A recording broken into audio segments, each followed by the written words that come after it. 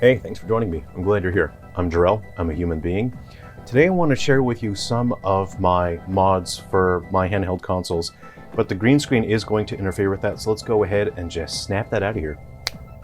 Alright, the first one I want to show you is, I'm going to start with probably my favorite one. This is the Game Boy Color. I purchased a couple different components in order to make this mod because you have to purchase the glass plate, the green buttons, and the wood shell. It's not actual wood, it's plastic, but boy howdy is it pretty believable. It's quite a high resolution print on that, or I'm not sure how they created this shell, but it's so convincing. It looks really fantastic. And if you're just sitting outside under the sun, or if you're indoors and you have like a tanning lamp, you would be able to see the screen pretty clearly. This is actually my favorite mod. It's got these semi-transparent crystal-like buttons. Really fantastic. I like using a flash cartridge on here when I'm developing my Game Boy Color homebrew games. You can just put them on the SD card and you can run your own games on here. And especially with GB Studio, you can make your own GB games really, really easily. And I say that without any experience, you can make your own GBC games. So this is going to be my favorite mod here.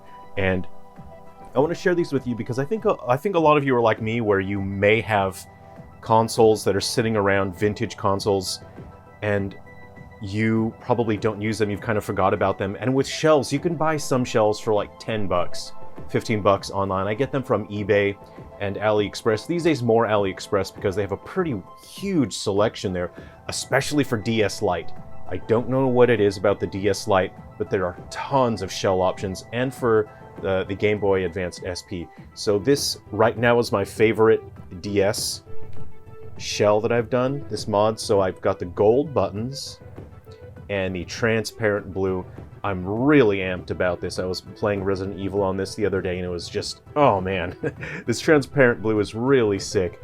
There is a DS mod that I would like to do in the future, and I'll show that what that looks like here. I've got the components for it. It's another wood style, wood grain. I'll go up close on that.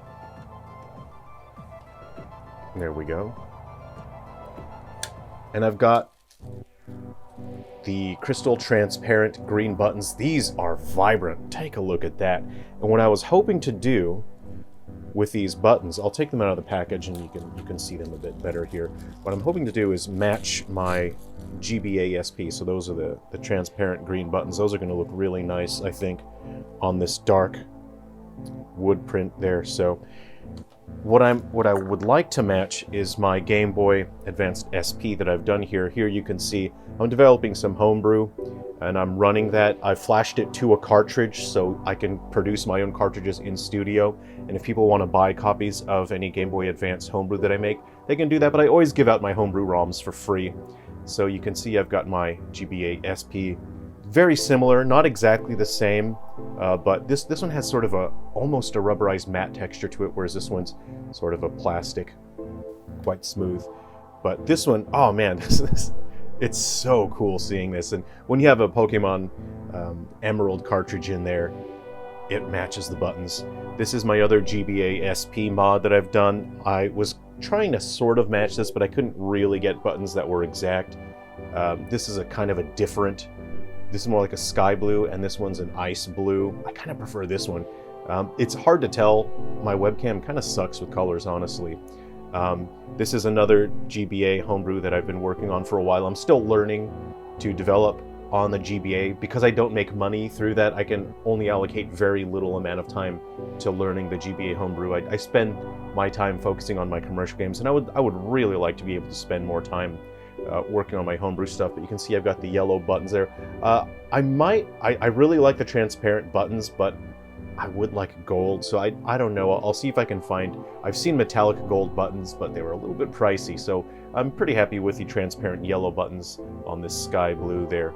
So I'll show you my PSP, and the PSP, this kind of blue, it's a very it's more similar to the Game Boy the Advance SP that I showed you there, but it's a transparent blue. I've got the gold buttons on there, and I'm so amped. This mod was a little difficult, so if you do your own mods, I suggest going online and looking up some guides, and the guides will help you. This one I used, again, I buy the buttons separately. Normally when you buy a shell, it comes with buttons that are the same color.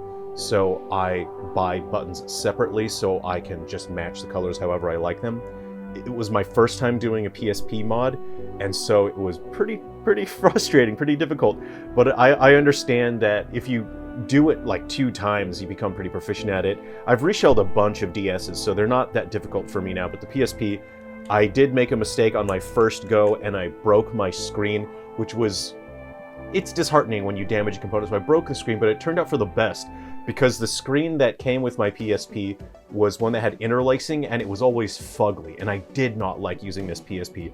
I ordered a new screen, a replacement, brought that in, and it turned out the new screen didn't have interlacing, and it looks fantastic. So now I actually like this PSP. So that's my PSP mod. And outside of mods, I'll show you. So those are vintage. This stuff is vintage. Something that is vintage is older than 20 years. All of this stuff, vintage. Now I'll show you a retro console. So this is an Android console. This is the Anbernic RG205V. Not sponsored. I just think it's really cool. And I really wanted my my Game Boy Color to match that. This is not a mod. You just buy the console like that. This runs Android. There are newer models that do the exact same thing. They're a little bit better. But this is fantastic. Runs Android, does GameCube, PS2, all that stuff. This is brilliant because I could leave this sitting in a bag turned off for months, and I turn it back on and it'll have 100% battery still. So really fantastic. But the difference is that one of these is retro and one of these is vintage. Both of these are not retro. This is retro. Something that's retro is something that is new and that it is created, inspired by something that is vintage, trying to style match something that is vintage. This is vintage. So I'm so excited to be able to share these mods with you because I think they're sick as hell. And if you've got consoles laying around, you can do your own reshells, your own mods. The easiest ones to do are the Game Boy Color. If you want to do a Game Boy Color, absolutely go for it. I have started seeing Game Boy DMG shells. DMG, that's the old fat Game Boy. And I'm considering doing a reshell on that because I've seen some really cool shells. So if you see me pop up with a reshelled Game Boy DMG, then that means that, you know what, I bit the bullet and I thought, yeah, I'll do it. They look really cool. So the hardest one to do so far is the DS because there's a metal cylinder that's razor sharp and you got to feed the ribbon cable through that connects the screen to the board. You got to feed the cable through the cylinder and you will most likely slice that cable as you feed it through the cylinder. So it's best to look up guides online. The DSs are the hardest to do.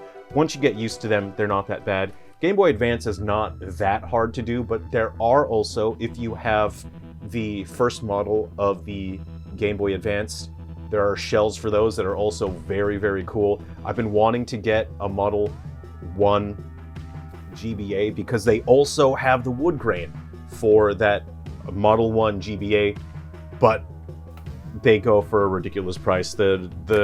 Any GBA you get now is going to be at a ridiculous price. This was not that hard. It would have been a lot easier if I just watched a bunch of guides and then just memorized them because I damaged the cable that connects the screen to the board. But this one is not as hard as the DS. So anyway, yeah, that's the collection that I wanted to share with you. Again, I have not had time. This is the DS. I do really want to do this mod, but I just launched my latest game. The hero of Destiny was killed by the final boss. I'm working on my next games. I have no time. I have absolutely no time. And I've had this for like a year, I think, and I really want to do this mod. I don't have time, so I'm focusing on my game development. Anyway, if these mods are interesting to you, then let me know which one was your favorite, and I hope that you will check out some options for doing mods. Again, you can buy buttons separately from the shells, and you can create your own color schemes. All right, thanks for coming to hang out. Take care of yourselves, be well. I'll put a link to AliExpress. I'll just look up some shells that I can share with you. Okay, take care. I'll see you around.